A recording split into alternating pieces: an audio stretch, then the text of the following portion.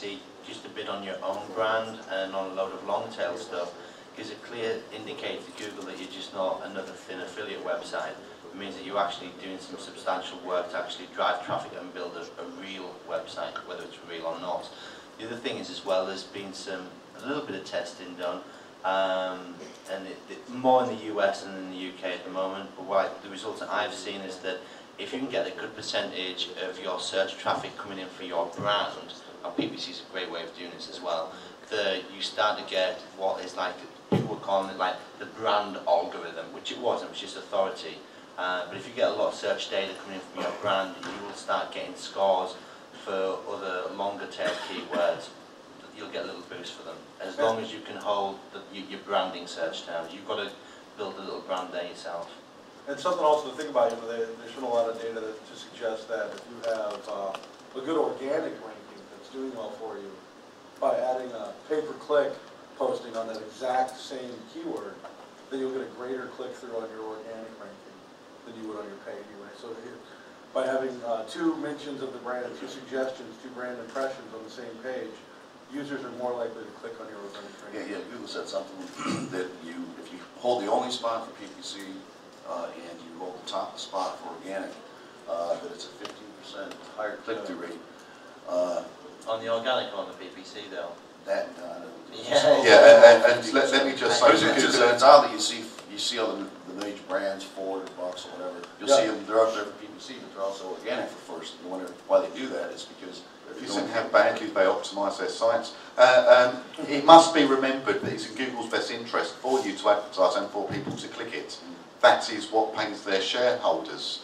It is also the first quarter that Google haven't seen a rise in their profitability. Google are looking for more clicks. They haven't opened up gambling again in various countries, most recently Austria and Ireland the last couple of weeks, because they suddenly said, no, you know what, the Irish and the Austrians, they're not problem gamblers, they'll be okay. They've done it for the bucks. And if you're advertising, they've convinced you to advertise previously because you're number 1, and now you're going to advertise for your brand, it's not, I would argue that it's not because they're being really nice, it's because they're going to earn bloody money out of it. I'm very hot on social media. I'm very hot normally. It's really warm in here. Yeah, but I'm not that attractive. But my biggest question would be, oh, thank you. I love you. My big question would be social media, your tips for leveraging social media for both brand building and link building. Gary, you want to start on that one? create different viral campaigns that seem to work well in that landscape, whether it be Twitter, Facebook, or whatever. That's Twitter's awesome. Yeah. Let me say, I'll give mine. May I dive in? Twitter, the tip of the day, it's not SEO related, it's online social optimization. Find someone big in your space and follow everyone that follows that person. That's tip number one. Then you have the ability to direct message them all, which ends up in their inbox. It's more about the previous panel email marketing, but it helps build a brand on Twitter. But find the number one player or number two in your space that you're looking for and follow everyone that follows them. Has anyone Twittered during this at all? Couple? Awesome. Have you twittered? Jason T. Have you twittered? Dave just said cock a lot. After Dave Naylor. That was weird. That was an info. Yeah, I mean, my tip for Twitter is that I don't like following loads of people. It makes like my Twitter account really messy. So what I do is I find who the retweeters are, and I'll target those guys just by retweeting their stuff, and you'll find you'll get this little retweet. I can't even say that.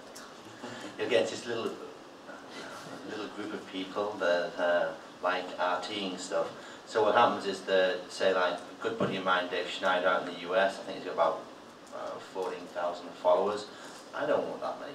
He follows maybe 12,000 people. But if he retweets something of mine, he'll get a standard issue 6 or 7 retweeters out to another bunch of guys that have got 20, 30,000 followers. So all of a sudden that's 30 to 40,000 people. Immediately they're going to see a spike on that. if I tweet something on my own and use bit.ly, it'll give you stats on the stuff that's a URL shortener. It'll give you stats. I've got 2,500. I tweet it within 40 seconds. I'll have had 100 people click on that link. So if you think that on a larger scale, yeah, see, told you. Wherever he is. Teller? He tweeted, didn't he? So what you're doing is you're getting the retweet motion going. So you don't even need to have a big following yourself. You just need to have a group of friends that do have followings, that do have retweeters. And I've seen some of the guys that really game this, say, how many visits do you want? And they can pretty much get it through within a couple of thousand, just by controlling how many people are going to retweet something. Sometimes they go way over because people retweeted that aren't being manipulated. Is anyone having any luck with actually converting from Twitter? Yep. Yeah. Call cookie door. That was a joke. And so we don't have that much time left. Are there any questions from the audience we should take real quick?